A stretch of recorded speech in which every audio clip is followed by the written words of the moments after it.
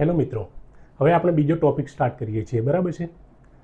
પહેલાં આપણે જોઈ લીધું કે ફીચર્સ ઓફ ઇન્ડિયન સોસાયટી એટલે ભારતીય સમાજના મૂળભૂત જે લક્ષણો છે એની વાત હતી, બરાબર છે. એના ફીચર્સની વાત હતી.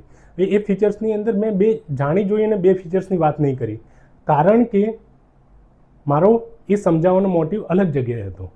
કારણ કે યુપીએસસીની અંદર ઇન્ડિયન સોસાયટીની અંદર એ બે ટોપિકમાંથી વારંવાર ક્વેશ્ચન પૂછવામાં આવેલા છે, એટલે એ બે ટોપિકને હું અલગ રીતે કરાવું છું. એ બંને ટોપિક કયા છે? એક તો કાસ્ટ સિસ્ટમ એટલે કે જાતિ પ્રથા, અને બીજું છે મેરેજ સિસ્ટમ એટલે લગ્ન પ્રથા, લગ્ન વિધિ, બરાબર છે. તો હવે એમાંથી આપણે એક ટોપિક કાસ્ટ સિસ્ટમ એટલે જાતિ પ્રથા, આ સિસ્ટમને આપણે સમજીએ છીએ, બરાબર છે. હવે આપણને ખબર છે આ ટોપિકને આપણા માટે સમજવો બહુ અઘરો નથી, પણ એક્ઝામની અંદર જે રીતે પૂછાય તો એની અંદર આપણે શું વસ્તુ લખવી અને કઈ રીતે લખવી એ વધારે ઇમ્પોર્ટન્ટ છે. આપણે દરેક લોકો કોઈક ને કોઈક જાતિમાંથી આવીએ છીએ, બરાબર છે. કોઈક ને કોઈક જાતિમાંથી આવીએ છીએ એટલે આ જાતિ સિસ્ટમને વધારે આપણે સારી રીતે સમજી શકીએ છીએ અને વધારે જાણીએ છીએ, બરાબર છે. તો આપણે અહીંયા આપણી પોતાની જાતિની સમજને સાઈડમાં રાખી થોડી અને વધારે અહીંયા શું કહેવા માગે છે એ રીતે આપણે જઈએ તો આપણને એક્ઝામની અંદર માર્ક્સ સારા મળશે. હવે કાસ્ટ સિસ્ટમ એટલે આપણે જાતિ પ્રથા, જાતિ સિસ્ટમ, બરાબર છે. હવે આપણે અહીંયા જે પહેલાં તો કાસ્ટ સિસ્ટમની અંદર આ સિસ્ટમને સમજવા માટે સૌથી પહેલાં કાસ્ટ સમજવું જરૂરી છે કે કાસ્ટ એકચ્યુઅલમાં છે શું. કાસ્ટ તો આપણે કાસ્ટની ડેફિનેશન સોશિયોલોજિસ્ટ કોણ છે? એન્ડ્રે બેટલે, એમણે એ કાસ્ટની ડેફિનેશન આપી છે. અને જે રીતે આપણે સોસાયટીની ડેફિનેશન કરી હતી એ રીતે આ કાસ્ટની ડેફિનેશન પણ આપણે કરી રાખવાની રેડી, એટલે એક્ઝામની અંદર જ્યાં કાસ્ટના રિલેટેડ ક્વેશ્ચન આવે તો આ ડેફિનેશન આપણે એન્ડ્રે બેટેલે દ્વારા આપેલી એ આપણે એ ડેફિનેશન લખી દઈએ. ડેફિનેશન શું છે આપણે જોઈએ તો caste is a small and name group of persons. Small છે, કેવું છે? કાસ્ટ એ સ્મોલ ગ્રુપ છે અને કેવું? નેમ ગ્રુપ છે ઓફ પર્સન્સ, એટલે આ સ્મોલ બહુ નાનું ગ્રુપ છે અને નેમ ગ્રુપ છે, એનું પર્ટિક્યુલર કોઈ એક નામ છે એ ગ્રુપનું, બરાબર છે, ગ્રુપ ઓફ પર્સન્સનું. હવે ધારો કે ગ્રુપ ઓફ પર્સન એ કોણ હોઈ શકે? ધારો કે તો હું એક ઉદાહરણ લખું છું, અહીંયા એક્ઝામ્પલ લખું છું. એ એક્ઝામ્પલ છે પટેલ સમાજનું, બરાબર છે. પટેલ, આપણને ખબર છે આ પટેલ શું છે તો કે એક જાતિ છે. હવે આમ લાર્જર કન્ટેક્સમાં આખા ભારતની દ્રષ્ટિએ જોવા જઈએ તો પટેલ લોકો કેવા થયા? ઓછા લોકો થયા. તો આ કેવું છે? એક સ્મોલ ગ્રુપ છે, બરાબર છે. અને બીજું કેવું છે તો કે નેમ ગ્રુપ છે. નેમ એટલે એમનું એક પર્ટિક્યુલર કોઈ નામ છે. તો શું નામ છે? આપણે અહીંયા જોયું તો પટેલ એ એક નામ છે, બરાબર છે. પટેલ એ જાતિનું નામ શું છે? એ પટેલ છે. હવે અહીંયા પટેલની જગ્યાએ કોઈ પણ જાતિ આવી શકે. આપણે ગુજરાતનું જ એક્ઝામ્પલ લઈએ તો ગુજરાતની અંદર આપણે પટેલની જગ્યાએ ચૌધરી હોઈ શકે, ઠાકોર હોઈ શકે, માળી હોઈ શકે, આહિર હોઈ શકે, કોઈ પણ હોઈ શકે એ જાતિ. તો શું છે? કાસ્ટ ઇઝ અ સ્મોલ અને નેમ ગ્રુપ ઓફ પર્સન છે. કેરેક્ટરાઇઝ બાય, તો એમની કેરેક્ટરિસ્ટિક્સ છે, એમની કેટલીક એમના કોઈ ગુણધર્મો છે. કયા છે? તો કે એક તો એન્ડોગામી જોવામાં આવે છે. હવે એન્ડોગામી એટલે અંતરવિવાહ. અંતરવિવાહ એટલે એક ગોત્ર, એ એક ગોત્રની અંદર નહીં, ગોત્રની બહાર, ગોત્રની અંદર સેમ ગોત્ર ના હોવું જોઈએ. ધારો કે આ પટેલ છે, હવે પટેલની અંદર પણ અંદર નાના નાના સબકાસ્ટ હશે અને સેમ સબકાસ્ટના લોકો અંદર એ મેરેજ નહીં કરી શકે. એટલે કારણ કે એવું માનવામાં આવે કે સેમ કાસ્ટ સબકાસ્ટ છે, એ સેમ સબકાસ્ટના લોકો એ સેમ ગોત્રના થઈ ગયા, એટલે એ ગોત્રની બહાર મેરેજ થાય. એન્ડોગામી એટલે ગોત્રની બહાર, પણ કેવું કે કાસ્ટની અંદર, એટલે કાસ્ટની અંદર, કાસ્ટમાં જ મેરેજ થાય, કાસ્ટની બહાર નહીં. તો એ આમની એક વિશેષતા હોય એ કોઈ પણ કાસ્ટની. બીજું શું? હેરેડિટરી મેમ્બરશિપ. હેરેડિટરી એટલે શું? તો હેરેડિટરી એટલે વંશ, આમ વારસાગત મેમ્બરશિપ. હવે આપણને ખબર છે, ધારો કે કોઈ ક્લબની અંદર આપણે કોઈ ક્લબની મેમ્બરશિપ લેવી છે, કોઈ બેંકની મેમ્બરશિપ લેવી છે, વગેરે વગેરે, કોઈ પણ જગ્યાએ આપણે મેમ્બરશિપ લેવા જઈએ તો યા તો તમારા પાસે પૈસા હોવા જોઈએ અથવા તો તમે પર્ટિક્યુલર શું હોવું જોઈએ? તમારું મેરિટ હોવું જોઈએ, બરાબર છે. તો એના આધારે તમારે મેરિટ. પણ કોઈ પણ જાતિના સભ્ય બનવા માટે તમારે શાની મેરિટ અથવા પૈસાની જરૂરત નથી પડતી. ત્યાં શું હોય? ખાલી એ જાતિની અંદર તમે જન્મ લીધો એટલે શું? એ હેરેડિટરી મેમ્બરશિપ તમારી એમાં થઈ ગઈ. પટેલ જ્ઞાતિની અંદર કોઈ દીકરાએ જન્મ લીધો તો એ પટેલ થઈ ગયો, પછી એને પૈસા આપવાની જરૂર ના પડે. હું અગર બીજી કાસ્ટનો વ્યક્તિ છું અને હું કાસ્ટ આ પૈસા આપી અથવા મેરિટના આધારે હું પટેલ ના બની શકું, બરાબર છે. એટલે આ કાસ્ટની ડેફિનેશનની અંદર આવે કે એન્ડોગામી જોવા મળે, હેરિડિટી મેમ્બરશિપ જોવા મળે, હાયરાર્કિકલ સિસ્ટમ અહીંયા જોવા મળે. હાયરાર્કિકલ સિસ્ટમ એટલે અનુક્રમ પ્રમાણે તમારું રેન્ક નક્કી થાય. હવે આ અનુક્રમ પ્રમાણે હાયરાર્કિકલ સિસ્ટમ કઈ રીતે? તો આપણને ખબર છે કે જાતિ પ્રથાની અંદર 4 વર્ણમેય જોવા મળેલા, કે સૌથી ઉપર બ્રાહ્મણ, પછી ક્ષત્રિય, પછી વૈશ્ય અને શૂદ્ર, બરાબર છે. અને આ જે કોઈ બ્રાહ્મણના ઘરમાં જન્મ હશે તો એમનું રેન્ક સૌથી ઉપર, ક્ષત્રિયના ઘરમાં તો એનું બીજા નંબરે, વૈશ્યના ઘરમાં તો ત્રીજા નંબર, શૂદ્રના ઘરમાં તો સૌથી નીચા. તો એ રીતે તમારું હાયરાર્કિકલ સિસ્ટમની અંદર એ રેન્ક તમારો નક્કી થાય. અને એ રેન્ક શાના આધારે નક્કી થાય છે? Based on concept of purity અને પોલ્યુશન. હવે પ્યોરિટી એટલે પ્યોર, શુદ્ધતા, અને પોલ્યુશન એટલે અશુદ્ધ, એ રીતે માનવામાં આવે છે. આ જાતિ પ્રથાની આ ક્યાંક ને ક્યાંક આ શું છે? લિમિટેશન છે. જાતિ પ્રથાની લિમિટેશન છે. એ લિમિટેશન શું છે? કે આ હાયરાર્કિકલ સિસ્ટમ શાના આધારે નક્કી કરવામાં આવી છે? તો પ્યોરિટી અને પોલ્યુશનના આધારે. હવે આ પ્યોરિટી એટલે પ્યોર, કેટલીક જાતિ છે એને પ્યોર માનવામાં આવી છે અને કેટલીક છે એને ઇમ્પ્યોર, અશુદ્ધ માનવામાં આવી છે. તો કઈ જાતિ છે જેને પ્યોર માનવામાં આવી છે? તો આ 3 ઉપર છે, બ્રાહ્મણ, ક્ષત્રિય અને ક્ષત્રિય અને વૈશ્ય. આ 3ને પ્યોર માનવામાં આવે છે. અને જે શૂદ્ર છે એ લોઅર કાસ્ટ, આમ એને ઇમ્પ્યોર માનવામાં આવે છે, બરાબર છે, પોલ્યુટેડ માનવામાં આવે છે. આ બંનેને દ્વિજા વર્ણ કહેવાય છે. દ્વિજા એટલે જે પેલું જનોઈ પહેરતા હોય ને, તો આ બ્રાહ્મણ વગેરે જનોઈ, તો આ કે એમનો જન્મ છે ને જનોઈ પછી બીજી વાર ફરીથી એમનો જન્મ થાય છે, એટલે દ્વિજા કહેવાય છે. જ્યારે આ લોકો એક જ વાર આમનો જન્મ થાય છે એવું કહેવામાં આવે છે. અને આના આધારે રેન્કિંગ આખું નક્કી થતું હોય છે, બરાબર છે. એટલે આ હેનરી બેટેલી દ્વારા આપેલી આ ડેફિનેશન છે આ કાસ્ટની, કે કાસ્ટ શું છે? Small and name group of person. ધારો કે પટેલ એ સ્મોલ અને નેમ ગ્રુપ છે. એમની કેરેક્ટરિસ્ટિક એન્ડોગામી એટલે કે પોતાની જાતિની અંદર જ મેરેજ થાય. હેરિડિટી મેમ્બરશિપ એટલે જન્મના આધારે એ એના મેમ્બર બની જાય છે. હાયરાર્કિકલ સિસ્ટમ એની અંદર આવતા હોય છે base on concept of purity અને પોલ્યુશન, બરાબર છે. તો એ રીતે આમ એ કાસ્ટની ડેફિનેશન. હવે આપણે સમજવાનું મેઇનલી શું છે? તો કે આ કાસ્ટ છે એ કાસ્ટ સિસ્ટમ છે અત્યારે પણ તમને શું લાગે છે? રિલેવન્ટ છે? એવો ક્વેશ્ચન પૂછાયેલો છે, બરાબર છે. આપણે કાસ્ટને વધારે ડિટેલમાં એ રીતે કરીશું કે યુપીએસસીની અંદર એ રીતે ક્વેશ્ચન પૂછાયેલો છે, એટલે જીપીએસસીની અંદર પણ એ રીતે ક્વેશ્ચન આવવાના ચાન્સીસ વધારે છે, બરાબર છે. અને કાસ્ટ છે ઇન્ડિયન સોસાયટીનું મેઇન ફીચર છે, એટલે એને આપણે વધારે સારી રીતે સમજવું. એટલે હવે ક્વેશ્ચન અહીંયા શું આવે છે કે આ કાસ્ટ શું તમને લાગે છે કે અત્યારે પણ રિલેવન્ટ છે? અત્યારે પણ જાતિ પ્રથા જોવા મળે છે, અત્યારે પણ જાતિ સિસ્ટમ જોવા મળે છે. તો આપણે એને વધારે સારી રીતે આમ સમજીએ કે કાસ્ટ રિલેવન્ટ અત્યારે પણ છે. કેમ છે? તો અત્યારે પણ આપણે જન્મ થઈએ એટલે કાસ્ટની સાથે આપણે કંઈક ને કંઈક શું હોય? સિમ્બોલિઝમ અટેચ થઈ જાય કે તું આ કાસ્ટનો છે, બરાબર છે. એટલે કાસ્ટ સિસ્ટમ અત્યારે રિલેવન્ટ છે એવું કઈ રીતે તમે કહી શકો કે કાસ્ટ સિસ્ટમ અત્યારે રિલેવન્ટ છે? તો કે એના માટે તમારે લખવું પડે કે સેગમેન્ટલ ડિવિઝન ઓફ સોસાયટી અત્યારે પણ છે. સેગમેન્ટલ ડિવિઝન ઓફ સોસાયટી એટલે સોસાયટીનું ડિવિઝન કઈ રીતે થયું છે? સેગમેન્ટલ. બહુ નાના નાના ટુકડાઓની અંદર સોસાયટી વહેંચાયેલું છે. જે રીતે પહેલાં આપણે જોઈએ તો પહેલાં શું હતું? બ્રાહ્મણ, ક્ષત્રિય, વૈશ્ય અને શૂદ્ર, આ 4 કાસ્ટ હતી, બરાબર છે. હવે એના પછી વધારે ને વધારે એની અંદર પણ સબકાસ્ટ ધીમે ધીમે સમયની સાથે આવતી ગઈ. સબકાસ્ટ બ્રાહ્મણની અંદર પણ કેટલી? બ્રાહ્મણમાં પણ કોઈ જે શું હશે? ત્રિવેદી હશે, દ્વિવેદી હશે, કોઈ શર્મા હશે, કે કોઈ દવે છે, કોઈ ભટ્ટ છે, કોઈ દેસાઈ છે. તો અલગ અલગ બ્રાહ્મણની અંદર આવવા લાગ્યું. એ રીતે ક્ષત્રિયની અંદર કેટલી બધી સબકાસ્ટ આવવા લાગી, વૈશ્યની અંદર કેટલી બધી સબકાસ્ટ. તો સેગમેન્ટલ ડિવિઝન ઓફ સોસાયટી આજે પણ જોવા મળે છે. એટલે કાસ્ટ અત્યારે પણ રિલેવન્ટ છે. હાયરાર્કિકલ અત્યારે પણ નક્કી થાય છે, હાયરાર્કી.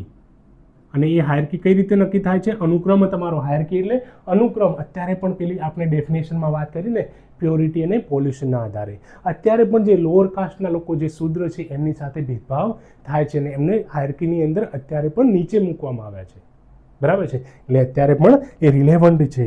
અત્યારે પણ ઇન્ટરકાસ્ટ મેરેજ છે ને, જો કાસ્ટ રિલેવન્ટ ના હોત તો ઇન્ટરકાસ્ટ મેરેજ 100% એલાઉ કરત. પણ ઇન્ટરકાસ્ટ મેરેજ 100% એલાઉ કરતા નથી.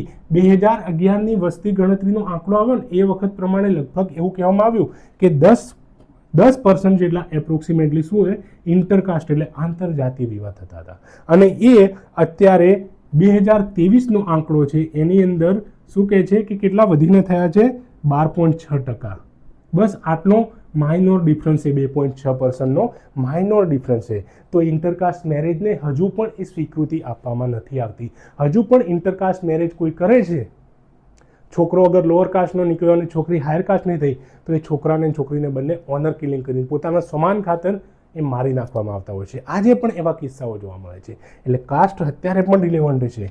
આપણને ખબર છે, આપણે ઘણી બધી એ જે સમાચાર પત્રોની અંદર એડ વાંચીએ, કોઈ લગ્નનું ઇશ્તિહાર આપતા હોય છે તો એની અંદર પર્ટિક્યુલર લખે છે કે આ જાતિની છોકરી જે જોશે અમારે. પર્ટિક્યુલર લખવામાં આવે કે બ્રાહ્મણ છે તો એના માટે બ્રાહ્મણ કન્યા જોશે. તો એ રીતે પર્ટિક્યુલર એમાં લખવા આવતું હોય છે. એ તમે ઉદાહરણ આની અંદર લખી શકો છો, બરાબર છે. એટલે તમારે કાસ્ટ સિસ્ટમ અત્યારે પણ રિલેવન્ટ છે. એન્ડોગામી એટલે આપણે આગળ જોયું કે આંતરવિવાહ પોતાની કાસ્ટની બહાર અત્યારે પણ મેરેજ નથી થતા. આ ઇન્ટરકાસ્ટ મેરેજનું જ ક્યાંક ને ક્યાંક બીજું ફોર્મ છે, બરાબર છે. અનટચેબિલિટી અત્યારે પણ જોવા મળે છે. અનટચેબિલિટી એટલે અસ્પૃશ્યતા. કોઈ હોટલની અંદર ખાવા ગયા અને તમને લાગે છે કે તમારા ગામનું કોઈ વ્યક્તિ છે એ ત્યાં આવ્યું છે, એ દલિત છે, લોઅર કાસ્ટમાંથી આવે છે, તો તમે એ હોટલમાં કદાચ ખાવા માટે નહીં રોકાવો. એ કોઈ લોઅર કાસ્ટનો વ્યક્તિ કોઈ કૂવામાંથી પહેલાં પાણી ઊંચકતો, બરાબર છે, તો એમને પાણી ભરવા નહોતા દેવામાં આવતા. અત્યારે પણ મંદિરોની અંદર પ્રવેશ એમના માટે વર્જિત છે મોટાભાગના ગામડાઓની અંદર. તો આ અનટચેબિલિટી એક્ટ આવ્યો અને આપણે ખબર છે કે ફંડામેન્ટલ રાઇટ જે મૂળભૂત અધિકાર છે 17મો નંબર, એની અંદર પણ અનટચેબિલિટી એટલે અસ્પૃશ્યતા નિવારણને એમાં ફંડામેન્ટલ રાઇટ તરીકે મૂકવામાં આવેલું છે. તો પણ હજુ આ સિસ્ટમ જોવા મળે છે. એટલે હજુ પણ કહેવાય કે કાસ્ટ સિસ્ટમ શું છે અત્યારે પણ રિલેવન્ટ છે. અત્યારે પણ કાસ્ટ બેઝ વાયલન્સ જોવા મળે છે. શાના આધારે? કાસ્ટના આધારે વાયલન્સ થાય છે. કાસ્ટ બેઝડ વાયોલન્સ, કાસ્ટના આધારે વાયલન્સ થાય છે, જાતિના આધારે. કોઈ મેરેજ કોઈ વ્યક્તિ છે, કોઈ લોઅર સમુદાયનો વ્યક્તિ, ઘણા બધા એવા પણ એક્ઝામ્પલ જોયા છે કે ઇન્ડિયન આર્મીની અંદર સર્વ કરતો હોય એવો લોઅર કાસ્ટનો કોઈ વ્યક્તિ છે જો, તો એ પોતાના લગ્ન થાય છે ત્યારે એ વરઘોડું નીકાળે છે તો પણ એના પર શું પથ્થરમારો થતો હોય છે, એમની સાથે વાયલન્સ થાય છે, બરાબર છે. તો આવા કાસ્ટ બેઝ વાયલન્સ આપણે જોવા મળે છે. ગુજરાતની અંદર પણ આપણે બનાસકાંઠાની અંદર જે વડગામ આવેલું છે, વડગામનું એક્ઝામ્પલ આપણે કેમ ભૂલી શકીએ? તો એવું આપણે એ લખી શકાય છે. એટલે કાસ્ટ બેઝ વાયલન્સ આજે પણ જોવા મળે છે કે લોઅર કાસ્ટના લોકોને અમારા ખેતરની અંદર અમારા ત્યાંથી પાણી ભરવા નહીં દઈએ અથવા અમારા ઘર આગળથી નીકળવા નહીં દઈએ, એવું અત્યારે પણ જોવા મળે છે, બરાબર છે. એટલે તમારે કહેવાય કે કાસ્ટ અત્યારે પણ શું છે? રિલેવન્ટ છે. Policy of caste based reservation, કાસ્ટના આધારે રિઝર્વેશન આપવામાં આવે છે, બરાબર છે. કાસ્ટના આધારે રિઝર્વેશન આપવામાં આવે છે અને એટલા માટે જ લોકો પોતાની જાતિવાદી માનસિકતામાંથી પણ ઘણીવાર બહાર આવી નથી શકતા, બરાબર છે. અને વધારે ને વધારે જાતિ પોતાના મગજની અંદર એ ઘર કરતી જાય, બરાબર છે, આ રિઝર્વેશનના લીધે. એટલે જાતિ પ્રથા અત્યારે પણ રિલેવન્ટ છે. અહીંયા હું તમને કહેવા માંગુ છું, અગર હું ભણાવતી વખતે આ સેન્સિટિવ ટોપિક હોય છે જાતિના, બરાબર છે, અને એની અંદર તમને કોઈ જગ્યાએ લાગે છે કે મારાથી કંઈક બોલવાની અંદર ભૂલ થઈ રહી છે તો મને માફ કરશો, મારો કોઈ એવો ઈરાદો નથી. હું પોતે જાતિ પ્રથા જે આ સિસ્ટમ છે એના મારા અંગત વ્યૂ છે એના કરતાં કંઈક અલગ છે. હું બહુ લિબરલ વ્યૂની અંદર માનું છું, બરાબર છે, અને બધાને સાથે લઈને. એટલે મારો કોઈને ઠેસ પહોંચાડવાનો વિચાર નથી, બસ એ તમે ધ્યાન રાખજો, બરાબર છે. કાસ્ટિજાઇઝેશન પોલિટિક્સ, અત્યારે પણ પોલિટિક્સ રાજનીતિની અંદર કાસ્ટના બેઝ પર રાજનીતિ થાય છે. કાસ્ટના બેઝ પર શું થાય છે? પોલિટિક્સ થાય છે કાસ્ટ બેઝ પર. આપણને ખબર છે બહુજન સમાજવાદી પાર્ટી બીએસપી ઉત્તર પ્રદેશની અંદર આવી, માયાવતીની પાર્ટી, તો એ કાસ્ટ બેઝ પોલિટિક્સ પર આવેલી પાર્ટી છે, બરાબર છે. એટલે અત્યારે પણ શું છે? કાસ્ટ એ રિલેવન્ટ છે એવું કહી શકાય, બરાબર છે. તો આપણે કાસ્ટની ડેફિનેશન એન્ડ્રે બેટેલે દ્વારા આપેલી અને કાસ્ટ અત્યારે રિલેવન્ટ છે આ બંને જોયું, બરાબર છે. રિલેવન્ટ છે એવું ઉપરથી આપણે અત્યારે જોઈએ તો કઈ રીતે કહી શકાય તો અત્યારે પણ ડિવિઝનની અંદર નાના ડિવિઝન જે બ્રાહ્મણની અંદર પણ નવી સબકાસ્ટ વધારે બહુ બધી આવવા લાગી, બરાબર છે. એટલે સેગમેન્ટેડ ડિવિઝન થયું, હાયરકિકલ સિસ્ટમ હોય છે, બરાબર છે. પ્યોરિટી એન્ડ પોલ્યુશનના આધારે ઇન્ટરકાસ્ટ મેરેજ હજુ પણ નહીં વચ્ચે 2011ની અંદર જે 10% હતા 2023ની અંદર વધી અને 12.6% જ થયા છે. એન્ડોગામી અત્યારે પણ કાસ્ટની બહાર વિવાહ નહીં થતા, અનટચેબિલિટી એટલે અસ્પૃશ્યતા અત્યારે પણ જોવા મળે છે. કાસ્ટ બેઝ વાયોલન્સ થાય છે, કાસ્ટના આધારે રિઝર્વેશન આપે છે, એના લીધે વધારે કાસ્ટ સિસ્ટમ માણસની અંદર ઘર કરી જાય અને એ કાસ્ટ છોડવા નથી માંગતા. સાથે સાથે પોલિટિક્સ, કાસ્ટિઝાઇઝેશન ઓફ પોલિટિક્સ થાય છે, એટલે જાતિના આધારે પણ પોલિટિક્સ થવા લાગ્યું છે, બરાબર છે. જે રીતે બીએસપી અથવા સમાજવાદી પાર્ટીનું એક્ઝામ્પલ કે યાદવોની રાજનીતિ કરે છે વગેરે વગેરે આપણે લખી શકીએ છીએ ઘણું બધું, બરાબર છે. હવે આગળ થોડા જોઈએ. આપણે રિલેવન્ટ જોઈ લીધું, બરાબર છે, કે અત્યારે પણ કાસ્ટ એ રિલેવન્ટ છે. હવે આપણે એવું જોઈએ આગળ કે શું એવું છે પહેલાં જેવું જ કે કાસ્ટ, કારણ કે આપણને ખબર છે, કદાચ આપણે બચપનમાં જોયું હશે એકદમ, તો કે એ વખતે કાસ્ટ વધારે મજબૂતાઈથી આમ રહેતી હશે કે આપણે ઘરે પણ આપણે શું હોય, કોઈ આપણા ઘરે એવું આવે છે કોઈ વ્યક્તિ જે લોઅર કાસ્ટમાંથી, તો પણ આપણે પાણી ઉપર હાથ ઉપર રાખીને એને પાણી પીવડાવવાનું, બરાબર છે, એ રીતે. પણ હવે ધીમે ધીમે તમે પણ બહાર આવ્યા, આપણે એજ્યુકેશન લીધું, એના લીધે કેટલાક બદલાવ થયા છે. તો તમને શું લાગે છે કે કોઈ આ ચેન્જ થઈ રહ્યો છે અને થઈ રહ્યો છે તો યસ, તો એના માટે કોઈ ફેક્ટર જવાબદાર છે? તો આપણે હવે કાસ્ટ સિસ્ટમની અંદર ફોર્સિસ રિસ્પોન્સિબલ એ જોવાનું છે, બરાબર. ફોર્સિસ રિસ્પોન્સિબલ એટલે કોઈ ફેક્ટર છે જે જાતિ પ્રથાની અંદર શું બદલાવ કરી રહ્યા છે. તો એ કેવા ફેક્ટર છે એ આપણે જોઈએ. તો કે હા, એ બદલાવ થઈ રહ્યો છે. શાના આધારે કાસ્ટ સિસ્ટમની અંદર બદલાવ થઈ રહ્યો છે? તો હવે લોકો ક્વેશ્ચન કરતા થઈ ગયા છે. Challenges two ઓર્થોડોક્સી. ઓર્થોડોક્સી એટલે રૂઢિચુસ્તતા. હજુ પણ જે લોકો રૂઢિચુસ્તતાની અંદર માને છે ને, તો હવે ઘરની અંદર એક નવો વર્ગ એવો શિક્ષણના લીધે, આર્થિક રીતે થોડો સદ્ધર થવાના લીધે હવે ક્વેશ્ચન કરતા થયા છે, બરાબર છે. અને આ ઓર્થોડોક્સીને ક્વેશ્ચન કરતા હોવાના લીધે હવે શું થયું છે તો કાસ્ટ સિસ્ટમની અંદર હવે ધીમે ધીમે બદલાવ આવી રહ્યો છે. હવે લોકો છે જાતિ પ્રથાને છોડવા માંગી રહ્યા છે, બરાબર છે. હવે એટલું અસ્પૃશ્યતાવાળો વ્યવહાર પહેલાંની જેમ જે થતો હતો એટલો 100% હવે થતો નથી, બરાબર છે. એટલે ઓર્થોડોક્સીને ક્વેશ્ચન કરતા થયા છે. ન્યૂ ફૂડ હેબિટ ડેવલપ થઈ છે. ન્યૂ ફૂડ હેબિટ એટલે ધારો કે વેસ્ટર્નાઇઝેશન આવ્યું એટલે પશ્ચિમીકરણ, એની સાથે પીઝા, બર્ગર કે બીજું ઘણું બધું લાવ્યા. અને લોકો પહેલાં ઘરે જમતા હતા, હવે શનિ રવિ ઘણીવાર લોકો બહાર જમવા જાય છે. હવે ત્યાં પહેલાં જેટલું એટલું નથી રહ્યું. પહેલાં સામેવાળાને જાતિ એ પૂછી અને પછી જમવા બેસતા. હવે નવી ફૂડ હેબિટ આવી છે, ત્યાં હવે કોણ બનાવે છે એ વધારે મેટર નથી કરતું. તમારું ટેસ્ટ મેટર કરતું હોય છે, તમારું ક્યુસીન એટલે તમારું ખાવાનું શું છે એ મેટર કરે છે. ત્યાં આ બધું ક્વેશ્ચન નથી કરતા કે તમે કઈ જાતિમાંથી આવો છો, આ કોણે બનાવ્યું છે. એટલે નવી ફૂડ હેબિટ ડેવલપ થઈ, એની સાથે સાથે કાસ્ટ સિસ્ટમની અંદર પણ બદલાવ આવવા લાગ્યો, બરાબર છે. એ આપણે જોયું. Improvement in the position of lower caste. Lower કાસ્ટના લોકો છે એમની પોઝિશન શું છે, ઇમ્પ્રૂવ થઈ, પોઝિશન ઇમ્પ્રૂવ થઈ. એટલે પહેલાં છે આ વર્ગ છે ને એકદમ ગરીબ હતો, પણ ક્યાંક ને ક્યાંક એમને રિઝર્વેશન મળ્યું, એ ભણવા લાગ્યા અને એમની અંદર થોડી શું પોતાના રાઇટ્સ, પોતાના હક માટે વધારે જાગૃતતા આવી, એટલે એમની પોઝિશન સુધરી. એટલે એ લોકો પણ શું હોય હવે કે જે પહેલાં ટ્રેડિશનલી જે કામ કરતા હોય ને એ કામ પણ છોડવા લાગ્યા. ધારો કે પહેલાં લોઅર કાસ્ટના લોકો મોટાભાગે એ મેન્યુઅલ સ્કેવેન્જિંગ કરતા, એટલે કે પોતે કચરો ક્યાંનો ટોયલેટ હોય કે બીજું ડ્રેનેજ સાફ કરવાની હોય એ લોકો કરતા. તો હવે એ સિસ્ટમને પણ છોડી રહ્યા છે. એ લોકો હવે બીજું મોટા કામ કરવા લાગ્યા છે, સારા સારા કામ, બિઝનેસ પણ હવે કરવા લાગ્યા છે, એન્ટરપ્રેન્યોરશિપની અંદર પણ આવી ગયા છે. ટ્રેડિશનલી જે ધંધાની અંદર જોડાયેલા હતા એ ધંધો પણ હવે છોડ્યો છે એમને, બરાબર છે. ધારો કે કોઈ ગાય ભેંસ કે મરી જાય કે કોઈ વાછરડું મરી જાય, એમને તાણવાનું કામ, તો એ પણ હવે ધીમે ધીમે ઓછું કરી રહ્યા છે અને પોતે પોતાના હક માટે વધારે જાગૃત થયા છે.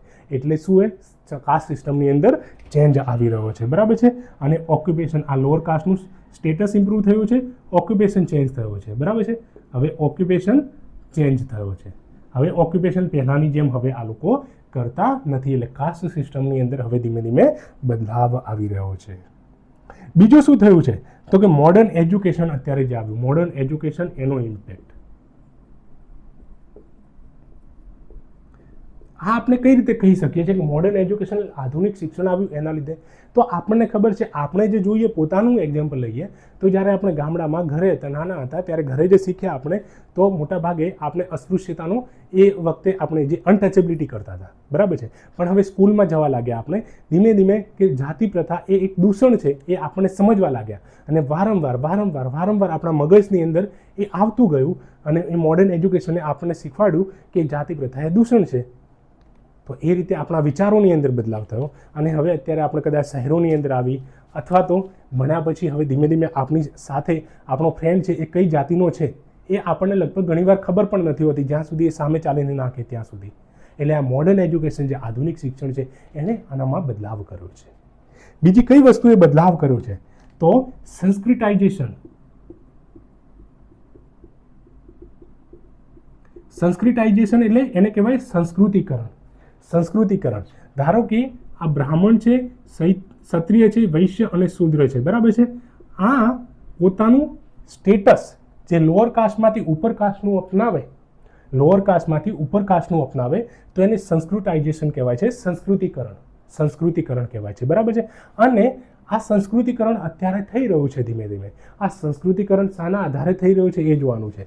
તો લોઅર કાસ્ટમાંથી પોતાનું સ્ટેટસ ગુમાવીને લોકો અપર કાસ્ટનું પોતે કઈ રીતે અપનાવે, તો એક તો આમની અંદર એજ્યુકેશન બહુ વધારે સારું આવે, અથવા તો આ લોકો આર્થિક રીતે સદ્ધર વધારે થાય તો આ લોકો ઉપર કાસ્ટનું એ સ્ટેટસ અપનાવતા હોય છે, બરાબર છે.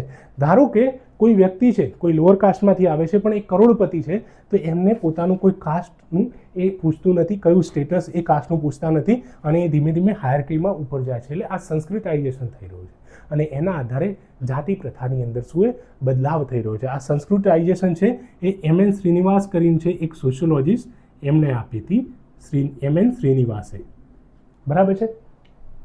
બીજું શું ઇમ્પેક્ટ જેના લીધે કાસ્ટ સિસ્ટમની અંદર બદલાવ થઈ રહ્યો છે તો વેસ્ટર્નાઇઝેશન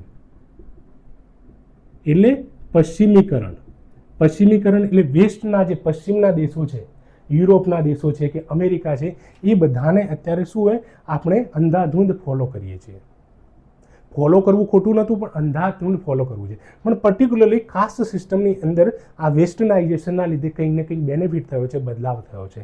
વેસ્ટની અંદર શું છે કે ત્યાં જાતિ પ્રથાવાળી સિસ્ટમ નથી, ત્યાં લોકો એ લાઇફસ્ટાઇલને વગેરે પર ફોકસ કરે છે. એટલે વેસ્ટર્નાઇઝેશનના લીધે આપણી અંદર લાઇફસ્ટાઇલની અંદર બદલાવ આવ્યો, ક્લોથ્સની અંદર બદલાવ આવ્યો, લોકોના રહેન સહેનની અંદર બદલાવ આવ્યો, બરાબર છે. અને એના લીધે શું હોય સ્ટેટસ ચેન્જ થવા લાગ્યું. આધુનિક શિક્ષણની સાથે સાથે મોડર્નાઇઝેશન આવ્યું, આધુનિકીકરણ થયું. આધુનિકીકરણે પણ આ બદલાવ કર્યો. સાથે સાથે અર્બનાઇઝેશન એટલે શહેરીકરણ. Urbanisation and ઇન્ડસ્ટ્રીયલાઇઝેશન. ઇન્ડસ્ટ્રીયલાઇઝેશન એટલે ઉદ્યોગીકરણ અને અર્બનાઇઝેશન એટલે શહેરીકરણ. આ ઇન્ડસ્ટ્રીયલાઇઝેશન થયું અને શહેરીકરણ જે રીતે થયું એ રીતે કાસ્ટ સિસ્ટમની અંદર બદલાવ થયો. ધારો કે આપણે કોઈ વ્યક્તિ ગામડાની અંદર હતો ત્યારે ત્યાં કાસ્ટનું વધારે ચલણ હતું, એટલે એ કાસ્ટમાં સિસ્ટમમાં માનતો હતો. પણ હવે શહેરમાં આવ્યો, એ પોતાની પાસે પોતાના કમાવા સિવાય બીજો ટાઈમ નથી અને ત્યાં એ જે જગ્યાએ જોબ કરવા જાય છે, જોબ પર હવે એ કોઈ તમને જાતિ પૂછીને તમને જોબ નથી આપતું, એ તમને એ જ પૂછે છે કે તમારો મેરિટ શું છે, તમારી અંદર સ્કિલ શું છે, તમારી ડિગ્રી શું છે, એના આધારે તમને જોબ મળે છે, નહીં કે તમારી જાતિના આધારે. ધીમે ધીમે આજુબાજુ પણ તમારે જે લોકો રહે છે ત્યાં કેવા લોકો હોય છે કે એવું કોઈ કાસ્ટના આધારે ફિક્સ નથી થતું, બરાબર છે. એટલે ધીમે ધીમે ત્યાં હવે કાસ્ટની જગ્યાએ ક્લાસ આવવા લાગ્યો. કાસ્ટની જગ્યાએ શું આવવા લાગ્યો? ક્લાસ આવવા લાગ્યો કે બે જ હવે ક્લાસ રહ્યા, એક તો અમીર હોય અને એક ગરીબ હોય, એક રીચ અને પુઅર. હવે ત્યાં કાસ્ટ સિસ્ટમ એટલી બધી રિલેવન્ટ રહી નહીં. એટલે આ ફોર્સિસ છે જે ચેન્જ કર્યું, બરાબર છે. બીજું શું હોય કે ગવર્મેન્ટના પ્રયાસોએ પણ આની અંદર કે ગવર્મેન્ટે ડેમોક્રેટિક ડિસેન્ટ્રલાઇઝેશન આપ્યું. ડેમોક્રેટિક ડિસેન્ટ્રલાઇઝેશન એટલે ડેમોક્રેટિક એટલે લોકશાહી વાળું, ડિસેન્ટ્રલાઇઝેશન એટલે બહુ નીચેના લેવલ પર લોકશાહી આપી, બહુ નીચેના લેવલ પર એટલે ગામડાઓના સુધી શું એમણે પાવર આપ્યા. આપણને ખબર છે 1/3 રિપ્રેઝન્ટેશન એટલે 33% અનામત મળી. કોને? શિડ્યુલ કાસ્ટના લોકોને 33% અનામત મળી. એટલે રાજનીતિની અંદર એમને રિપ્રેઝન્ટેશન મળ્યું, રાજનીતિની અંદર પોતાને અવાજ મોકળો કરવાનો એ એમને મોકો મળ્યો. એના લીધે એ લોકો પોતાના રાઇટ્સ માટે લડતા થયા, પોતાના લોકો માટે ફેવરેબલ કામ કરાવતા થયા અને પોતાના લોકોને ઇન્સ્પાયર કર્યા એમણે, શિડ્યુલ કાસ્ટમાંથી લોઅર કાસ્ટમાંથી આવતા લોકોને. અને એટલા માટે કરીને પણ એમનું સ્ટેટસ ચેન્જ થયું અને કાસ્ટ સિસ્ટમની અંદર જાતિ પ્રથાની અંદર બદલાવ થયો. બીજું હજુ આપણે લખી શકીએ શું તો એફર્મેટિવ એક્શન. એફર્મેટિવ એક્શન એટલે ગવર્મેન્ટ દ્વારા લેવાતી કોઈ પોઝિટિવ એક્શન જે તમારા લાઈફની અંદર કંઈક બદલાવ કરવા માગે છે. તો એની અંદર ગવર્મેન્ટે કેટલાક એક્ટ લાવ્યા, જે રીતે રાઇટ ટુ ઇક્વાલિટી આર્ટિકલ 14, પછી રાઇટ ટુ ઇક્વાલિટી, પછી જે સમાનતાવાળો અધિકાર લાવ્યો, બરાબર છે. સમાનતાવાળો અધિકાર આર્ટિકલ 15 આવ્યો એ. બરાબર છે, કે તમારી સાથે કોઈ પણ પ્રકારનું જાતિના આધારે, ધર્મના આધારે કે બધાના આધારે ડિસ્ક્રિમિનેશન એટલે કે ભેદભાવ નહીં થાય. પછી આર્ટિકલ 17 લાવ્યા. આર્ટિકલ 17 એ શું? અસ્પૃશ્યતા નાબૂદીનો કાનૂન. તો એના આધારે પણ આ ચેન્જ થયું. બરાબર છે, અસ્પૃશ્યતા નિવારવા માટેનો આ જે મૂળભૂત અધિકાર લાવ્યા એના આધારે પણ શું હોય કે કાસ્ટ સિસ્ટમની અંદર બદલાવ થયો. એની સાથે સાથે ગવર્મેન્ટે અનટચેબિલિટી ઓફેન્સ એક્ટ લાવ્યા. કયો એક્ટ લાવ્યા? અનટચેબિલિટી ઓફેન્સ એક્ટ.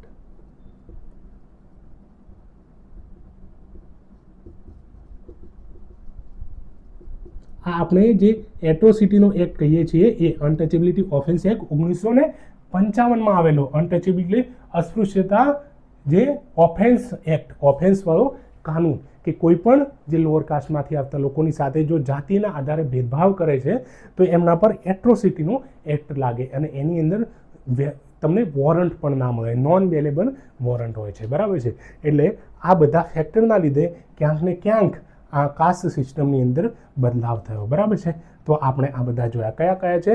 એક ઓર્થોડોક્સીને ચેલેન્જ કરવામાં આવી, નવી નવી ફૂડ હેબિટ આવી, એના લીધે રેસ્ટોરન્ટમાં જઈને કોઈ પૂછતું નથી કે તમે કોણે બનાવ્યું છે. લોઅર કાસ્ટના લોકોનું સ્ટેટસ થોડું ઇમ્પ્રૂવ થયું છે. બરાબર છે, એમની પોઝિશન ઇમ્પ્રૂવ થઈ છે. ઓક્યુપેશન હવે ચેન્જ થવા લાગ્યા છે. હવે જે લોકો ટ્રેડિશનલી જે કામ કરતા હતા એ કામમાંથી હટી અને બીજા કામ કરવા લાગ્યા છે. બરાબર છે, એના લીધે કાસ્ટ સિસ્ટમમાં બદલાવ આવ્યો છે. મોડર્ન એજ્યુકેશનના લીધે સંસ્કૃતાઇઝેશન એટલે સંસ્કૃતિકરણ થયું છે.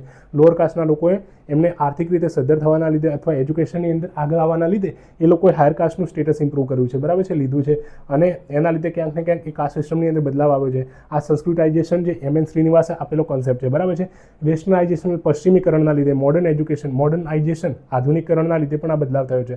અર્બનાઇઝેશન એટલે શહેરીકરણ, શહેરીકરણના લીધે લોકો શું હોય ત્યાં મેરિટને વધારે પ્રાધાન્ય આપે છે. તમે શું કઈ જાતિમાંથી આવો છો એ પૂછતા નથી. ઇન્ડસ્ટ્રીલાઇઝેશનના લીધે પણ આ બદલાવ થયો છે. ડેમોક્રેટિક ડિસેન્ટ્રલાઇઝેશન લોઅર જગ્યાએ પંચાયત અને મ્યુનિસિપાલિટીની અંદર 1/3 રિપ્રેઝન્ટેશન આ લોકોને મળ્યું છે. અનટચેબિલિટી ઓફેન્સ એક્ટ 1955ની અંદર આવ્યો છે. આના લીધે પણ શું છે આ ચેન્જીસ થયો છે. એફર્મેટિવ એક્શન ગવર્મેન્ટ દ્વારા લાવવામાં આવી, જેની અંદર right to equality fundamental right આપ્યો છે આર્ટિકલ 14માં. આર્ટિકલ 15 છે ડિસ્ક્રિમિનેશન નહીં કરવાનું, અને આર્ટિકલ 17 એટલે અનટચેબિલિટી હટાવવાની. તો આ બધી વસ્તુઓના લીધે શું હોય કે કાસ્ટ સિસ્ટમની અંદર બદલાવ આવ્યો છે. પણ આનાથી જેટલો આપણે જોઈએ એટલો બદલાવ હજુ આવ્યો નથી. તો આપણા જે બી.આર. આંબેડકર સાહેબ હતા, બી.આર. આંબેડકર સાહેબે શું કહેલું? બી.આર. આંબેડકર સાહેબે પોતાની એક બુક લખેલી. એ બુકનું નામ છે annihilation of caste. Annihilation of caste. અહીંયા એનિહિલેશનનો મતલબ થાય છે કે જાતિનું ઉન્મૂલન, એટલે જાતિ પ્રથા એ ટોટલ નાબૂદ થઈ જાય. તો આ બુક એમણે લખેલી, એની અંદર બી.આર. આંબેડકર સાહેબે શું કીધેલું કે આ ગમે એટલા ફેક્ટર હશે, બરાબર છે, તો પણ જાતિ પ્રથા છે એ ટોટલ નાબૂદ થવાની નથી. જો તમારે જાતિ પ્રથા નાબૂદ કરવી હશે તો ઇન્ટરકાસ્ટ મેરેજ લાવવા પડશે. શું લાવવા પડશે? Intercaste marriage. અને આપણે શું હોય ઇન્ટરકાસ્ટ મેરેજ થાય તો આપણને શું થાય, એનાથી કેમ આવશે બદલાવ? તો ઇન્ટરકાસ્ટ મેરેજ, ધારો કે આ જાતિના લોકો અને આ જાતિના લોકો જ્યારે મેરેજ કરે છે, આ દીકરી ધારો કે આમના ઘરે જાય છે, તો આ દીકરી અથવા તો આમનો દીકરી છે આમના ઘરે જાય છે, તો જ્યારે બંને પતિ પત્ની એકબીજાથી સંબંધમાં આવે છે અને એમની આગળવાળી પેઢી જે નવી બાળક જન્મે છે, તો એ બંને જાતિનું શું એ બ્લડ એમનું મિક્સ થઈ ગયું, અને બ્લડ મિક્સ થાય ત્યારે વધારે એકબીજાના સગાવાલા સંબંધથી જોડાય છે, વધારે એમનું સંબંધ મજબૂત બને છે. અને એ સંબંધ મજબૂત બનવાના લીધે એ શું એ બી.આર. આંબેડકર સાહેબ કહે છે કે એનાથી જ આ જાતિ પ્રથા નાબૂદ થશે. એટલે સૌથી વધારે ઇમ્પોર્ટન્સ આપણે કોને આપ્યું છે? ઇન્ટરકાસ્ટ મેરેજને આપ્યું છે. બરાબર છે, તો આપણે આ રીતે જોઈએ. હજુ કાસ્ટ સિસ્ટમ આપણે આગળ ચાલુ રાખીએ. ગરમી એટલી બધી વધારે છે, પરસેવો આવી ગયો છે.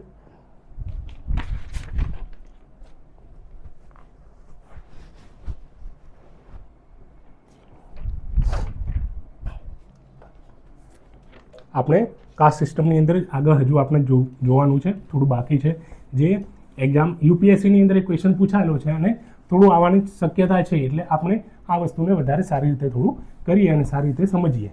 બરાબર છે, એકવાર કરેલું હશે અને વધારે આપણને યાદ નહીં હોય ને, થોડું મોટું યાદ હોય તો પણ આપણે એક્ઝામની અંદર ક્વેશ્ચનને એટેન્ડ કરી શકીએ છીએ. બરાબર છે. હવે ક્વેશ્ચન કેવો હતો કે કાસ્ટ સિસ્ટમનું ફ્લુઇડ નેચર, એટલે આ જાતિ પ્રથા છે એની અંદર ફ્લુઇડ નેચર એટલે એની અંદર કેટલો બદલાવ થયો છે, સમયની સાથે એડેપ્ટેશન વધ્યું છે અને બદલાવ થયો છે. બરાબર, શું થયું છે? જાતિ પ્રથાની અંદર ઇવોલ્યુશન થયું છે. તો એવું કઈ રીતે કહી શકાય? ફ્લુઇડ નેચર જાતિ પ્રથાનું શું છે? ફ્લુઇડ નેચર એટલે બદલાવ કયો જોવામાં આવે છે, બરાબર છે, જાતિ પ્રથાની અંદર. તો આપણે એ કરવાનું છે કે જાતિ પ્રથાની અંદર તમને કઈ રીતે લાગે કે એ બદલાવ થઈ રહ્યો છે. તો આપણે સૌથી પહેલાં તો એ પેલું સોશિયલ મોબિલિટી વાળું જોયું કે સંસ્કૃતાઇઝેશન. તો અત્યારે પણ સંસ્કૃતાઇઝેશન થાય છે. સંસ્કૃતાઇઝેશનની અંદર શું થાય છે? સોશિયલ મોબિલિટી થાય છે. સોશિયલ મોબિલિટી એટલે સમાજની અંદર હાયરકીની અંદર તમારું સ્ટેટસ શું હોય, આર્થિક રીતે સદ્ધર થવાના લીધે અથવા શિક્ષણની અંદર આગળ વધવાના લીધે તમારું સ્ટેટસ ઇમ્પ્રૂવ થાય છે. બ્રાહ્મણ, ક્ષત્રિય, વૈશ્ય અને શૂદ્ર છે. તો આ લોઅર કાસ્ટથી ઉપરનું કાસ્ટ એ સ્ટેટસ એ એચીવ કરે છે, બરાબર છે. એટલે સોશિયલ મોબિલિટી થઈ રહી છે. આની અંદર આ સંસ્કૃતાઇઝેશન કોનું થયું હતું એનું બેસ્ટ એક્ઝામ્પલ છે આપણે આંબેડકર સાહેબ પોતે જ. આંબેડકર સાહેબ લોઅર કાસ્ટમાંથી આવતા હોવા છતાં એમને કોન્સ્ટિટ્યુશન ઓફ ઇન્ડિયાના આર્કિટેક્ટ બન્યા. ભારતનું બંધારણ એમને લખ્યું, બરાબર છે. અને ડ્રાફ્ટિંગ કમિટીના મેઇન ચેરમેન હતા, બરાબર છે. એટલે શું એમની સોશિયલ મોબિલિટી થઈ. તો એ કહેવાય કે આપણે ફ્લુઇડ નેચર છે. સમયની સાથે એની અંદર શું છે, કાસ્ટ સિસ્ટમની અંદર બદલાવ થઈ રહ્યો છે, બરાબર છે. રિઝર્વેશન આવ્યું એટલે શું એ લોઅર કાસ્ટના લોકોને એક રિપ્રેઝન્ટેશન મળ્યું. શિક્ષણની અંદર રિઝર્વેશનના લીધે પોલિટિક્સની અંદર પણ એમને એક શું મળ્યું કે એક જગ્યા મળી. નોકરીની અંદર પણ એમને એક જગ્યા મળી. એટલે એમની સામાજિક અને આર્થિક સોશિયો ઇકોનોમિક કન્ડિશનમાં શું છે, બદલાવ આવ્યો, બરાબર છે. અને આ રિઝર્વેશનના લીધે એ ફ્લુઇડ નેચર જોવા મળે કે એની અંદર એ કાસ્ટ સિસ્ટમની અંદર એ બદલાવ જોવા મળી રહ્યો છે, બરાબર છે. સાથે સાથે ઇન્ટરકાસ્ટ મેરેજ પહેલાં ઇન્ટરકાસ્ટ મેરેજની એટલી બધી સ્વીકૃતિ નથી. હવે ધીમે ધીમે ઇન્ટરકાસ્ટ મેરેજની સ્વીકૃતિ વધી રહી છે, બરાબર છે. અને 2023ના ડેટા પ્રમાણે કેટલું 12.6% લોકો ઇન્ટરકાસ્ટ મેરેજ કરે છે, બરાબર છે. એટલે ઇન્ટરકાસ્ટ મેરેજ છે એ વધવા લાગ્યા છે. મોટા મોટા સેલિબ્રિટીઝ લોકો પણ એનું એક એક્ઝામ્પલ સેટ કરે છે, બરાબર છે. ઘણા બધા આઈએસ આઈપીએસ પણ ઇન્ટરકાસ્ટ મેરેજ કરે છે. તો ઇન્ટરકાસ્ટ મેરેજ એ વધી રહ્યા છે. એટલે આપણે કહી શકીએ કે ફ્લુઇડ નેચર જોવા મળે છે આ કાસ્ટ સિસ્ટમની અંદર, બરાબર છે. હવે કાસ્ટ છે, પહેલાં કાસ્ટના આધારે ઓક્યુપેશન ડિસાઇડ થતું હતું. હવે કાસ્ટના આધારે ઓક્યુપેશન ડિસાઇડ નથી થતું.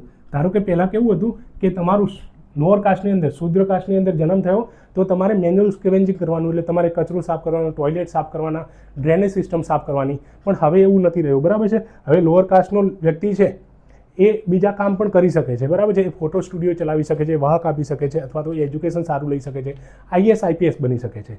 અને જે ક્ષત્રિય વર્ણમાંથી આવતા પણ લોકો હવે ધીમે ધીમે એમને નીચેના કામ કરવા પડતા હોય છે. એટલે હવે એવું રહ્યું નથી કે કોઈ કાસ્ટના આધારે ફિક્સ થાય છે. હવે મેરિટને વધારે પ્રાધાન્ય આપવામાં આવે છે. હવે શાને?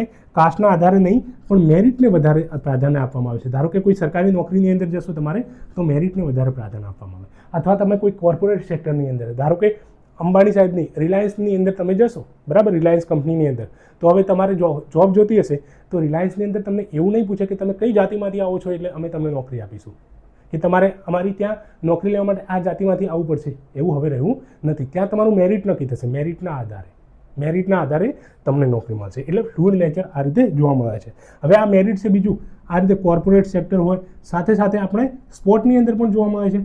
સ્પોર્ટ્સની અંદર એવું થોડું છે કે હવે કે લોઅર કાસ્ટનો વ્યક્તિ છે એ સ્પોર્ટની અંદર આગળ ના વધી શકે, અથવા અપર કાસ્ટનો વ્યક્તિ જ હવે પહેલાં જે ક્ષત્રિય હતા, ક્ષત્રિય લોકો જ એ સ્પોર્ટની અંદર વધારે, કારણ કે મજબૂત હતા, એ વોર વગેરે લડતા, એટલે એ લોકો સ્પોર્ટની અંદર કદાચ ભાગ લેતા હશે. પણ હવે એવું નથી રહ્યું. હવે કોઈ પણ આ વ્યક્તિ પણ અગર સ્ટ્રોંગ છે, આ વ્યક્તિ પણ સ્ટ્રોંગ છે, તો એ પણ સ્પોર્ટમાં આગળ જઈ શકે છે, બરાબર છે. એટલે આ ફ્લુઇડ નેચર હવે જાતિ પ્રથાનો એ જોવા મળી રહ્યો છે આપણને, બરાબર.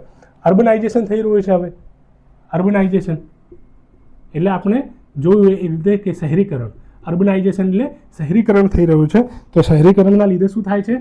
ધારો કે બેંગ્લોર અને મુંબઈ જેવા સિટીની અંદર તમે હવે એનોનિમસ થઈ ગયા છો. એનોનિમસ એટલે તમારી હવે આઈડેન્ટિટી પેલી જાતિવાળી રહી નથી.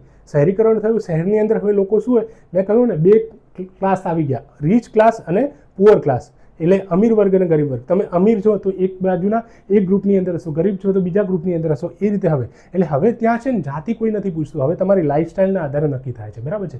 એટલે આ ફ્લુઇડ નેચર હવે જોવા મળે છે જાતિ પ્રથાની અંદર, બરાબર છે.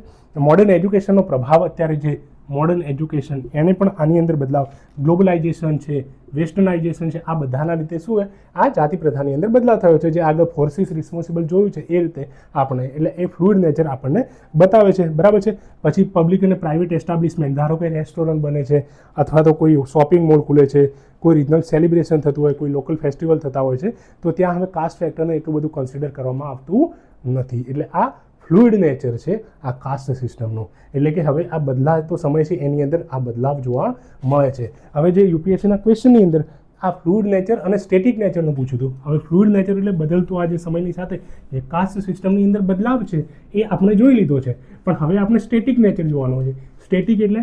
સ્ટેટિક્સ એટલે કે સ્થિર કોઈ વસ્તુ જે સ્થિર રહેતી હોય, બદલતી ના હોય એને સ્ટેટિક કહેવાય. બરાબર છે. તો એવું પણ કહી શકાય કે કેટલીક વસ્તુઓ બદલતી છે. એ કઈ વસ્તુ બદલે છે તો એ આપણે આગળ જોઈ લીધું. પણ કેટલીક વસ્તુ હજુ પણ નથી બદલતી તો એ આપણે જોવાની છે. કઈ વસ્તુ નહીં બદલતી આપણે કહી શકીએ કે જાતિ પ્રથાની અંદર કઈ વસ્તુ નથી બદલતી તો એ કાસ્ટ સિસ્ટમની અંદર આપણે જોઈએ. ધારો કે અત્યારે પણ એ મેરેજ છે, કોઈ મેરેજ કરવાના હોય, બરાબર છે. તો ધારો કે લગ્નનું જે કોઈ સમાચાર પત્રની અંદર ઇશ્તિહાર આપવામાં આવે તો એની અંદર શું હોય, હજુ કે બ્રાહ્મણ કન્યા જોઈએ છે અથવા પટેલ કન્યા જોઈએ છે તો એ રીતે એની અંદર એ આપવામાં આવતું હોય છે. તો એ હજુ પણ શું હોય, આપણને ક્યાંક ને ક્યાંક બતાવે છે, પેરાડોક્સ બતાવે છે કે જાતિ પ્રથા હજુ પણ એ આમની આમ જ છે. બરાબર છે. પછી હજુ પણ ઘણી જગ્યાએ હાયરકી નક્કી એ રીતે જ થાય છે. જન્મના આધારે જ હાયરકી તો આજે પણ નક્કી થાય છે. બરાબર છે. કે બ્રાહ્મણ, ક્ષત્રિય, વૈશ્ય અને શૂદ્ર, તમે બ્રાહ્મણની અંદર જન્મ્યા તો તમે ઉપર અને અહીંયા જન્મ્યા તો તમે લોઅર, અને આના આધારે પણ અત્યારે પણ રોલ અને ડ્યુટી ફિક્સ નક્કી થાય છે. રોલ અને ડ્યુટીઝ નક્કી થાય છે. બરાબર છે. એટલે આ હાયરકી અત્યારે પણ ઘણી જગ્યાએ એ જોવા મળે છે. મોટાભાગે સુપ્રીમ કોર્ટનું પણ આ એક જજમેન્ટ છે. બરાબર. સુપ્રીમ કોર્ટનું પણ એક જજમેન્ટ છે અને ઘણા બધા રિપોર્ટની અંદર પણ એનસીઆરબીના પણ ડેટા છે. એની અંદર કહેવામાં આવ્યું છે કે જે મેન્યુઅલ સ્કેવેન્જિંગ કરે છે, મેન્યુઅલ સ્કેવેન્જિંગ, એને શું કહેવાય છે? મેન્યુઅલ સ્કેવેન્જર. તો મોટાભાગે શિડ્યુલ કાસ્ટમાંથી આવે છે. મેન્યુઅલ સ્કેવેન્જર એટલે હાથથી કચરો વીણતા હોય ને એ.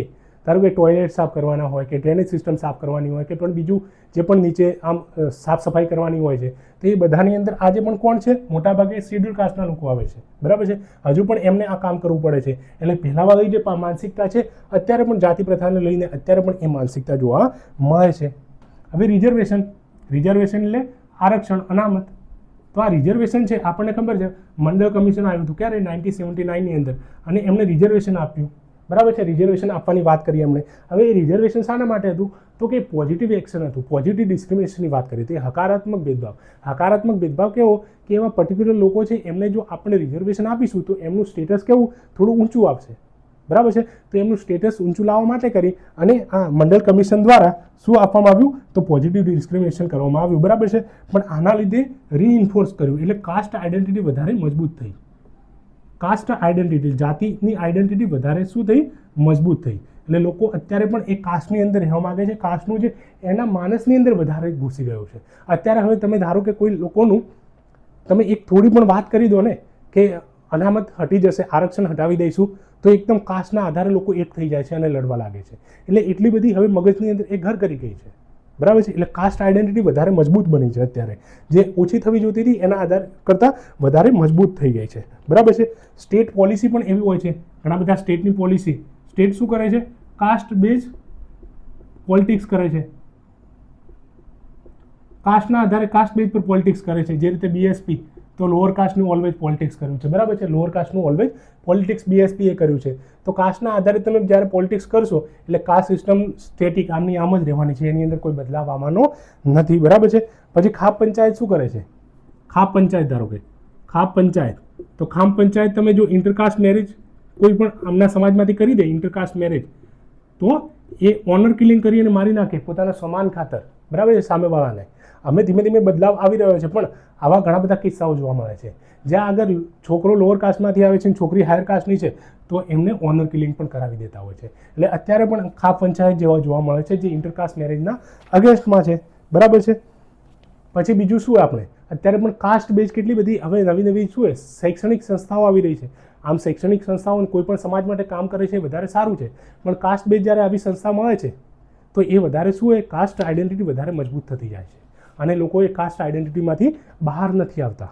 બરાબર છે. તો આ બધી વસ્તુઓ આપણને જોવા મળે છે. એટલે આપણે કહી શકીએ કે કાસ્ટ અત્યારે પણ હજુ સ્ટેટિક છે, આમની આમ જ છે. પણ હવે આપણે લાસ્ટમાં કન્ક્લુઝનમાં લખી શકાય છે કે સમય બદલાઈ રહ્યો છે. જેની અંદર મોડર્નાઇઝેશન છે, વેસ્ટર્નાઇઝેશન છે, મોડર્ન એજ્યુકેશન છે, પછી ગ્લોબલાઇઝેશન થઈ રહ્યો છે. એના લીધે હકારાત્મક પ્રભાવ થઈ રહ્યા છે. બરાબર છે. અને થોડા ક્યાંક ને ક્યાંક સામાન્ય અમુક પર તણખલા જોવા મળતા હોય છે. પણ હકારાત્મક પ્રભાવ એવા થઈ રહ્યા છે જેની અંદર લાગે છે આવનારા ભવિષ્યની અંદર ધીમે ધીમે જો ઇન્ટરકાસ્ટ મેરેજ વધારે કરીશું, સમાજને સાથે લઈને એમની સાથે ડાયલોગથી આગળ વધીશું અને ગવર્મેન્ટના પ્રયાસો રહેશે જો બધાને સાથે લાવવાના, જે રીતે ગવર્મેન્ટ પ્રયાસો કરી રહી છે કે શહેરોની અંદર બધા સાથે મળીને એમને વુડા જેવા મકાનો આપવામાં આવે અથવા તો સમરસ હોસ્ટેલો બનાવવામાં આવે છે, એવા ગવર્મેન્ટના પણ પ્રયાસો રહેશે તો કદાચ આપણે આ જે કાસ્ટનું એનિલેશન જલ્દી કરી શકીશું, કાસ્ટ સિસ્ટમને જલ્દી દૂર કરી શકીશું. બરાબર છે? એ રીતે આપણે આ ક્વેશ્ચનને પૂરો કરી શકાય અને આ રીતે અહીંયા કાસ્ટ સિસ્ટમને આપણે રાખીશું. મને લાગે છે મેં આ ક્વેશ્ચનને બહુ સારી રીતે જસ્ટિસ કર્યો છે. બસ તમારે આમાંથી હવે શું હોય, નોટ્સ બનાવવાની છે. મારી પાસે હું એકલો જ છું આ જે કરવાવાળો છું અને હું તમારી જેમ જ તૈયારી કરનારો સ્ટુડન્ટ છું અને મારા જે થોડું રાઇટિંગ છે એ મારી નોટ્સમાં પણ રાઇટિંગ એટલા સારા નથી. મેં ટોટલ ઇંગ્લિશમાં લખેલું છે. બરાબર છે? આ કન્ટેન્ટ તમને ઇંગ્લિશમાં જોતું હોય છે, બીજી જગ્યાએ ઘણી બધી વેબસાઇટ પરથી મળી જશે, જે રીતે સિવિલ સરનું છે કે વિઝન આઈએએસનું છે અથવા સ્ટેટિક આઈએએસ છે, સ્ટડી આઈક્યુ છે, ઓનલી આઈએસ છે, એ બધાની અંદર તમને કન્ટેન્ટ મળી જશે. બરાબર છે? પણ તમને મેં અહીંયા ગુજરાતી ભાષાની અંદર તમને વધારે સારી રીતે સમજાવવાની કોશિશ અહીંયા કરી છે. એટલે મેઇન આપણા માટે સમજવું અને એમાંથી પોઈન્ટ્સ લખી લેવાના અને એ એક્ઝામની અંદર આપણે લખવું એટલું વધારે ઇમ્પોર્ટન્ટ છે. બરાબર છે? અને મેં અહીંયા એ રીતે જસ્ટિસ કરવાનો ટ્રાય કર્યો છે. બસ તમે આ રીતે વિડીયોને જોતા રહો, ચેનલને સબસ્ક્રાઈબ કરો, બીજા ફ્રેન્ડની સાથે પણ શેર કરો એટલે મને પણ થોડું મોટિવેશન મળે અને હું વધારે સારી રીતે કરી શકું. બરાબર છે? Thank you so much.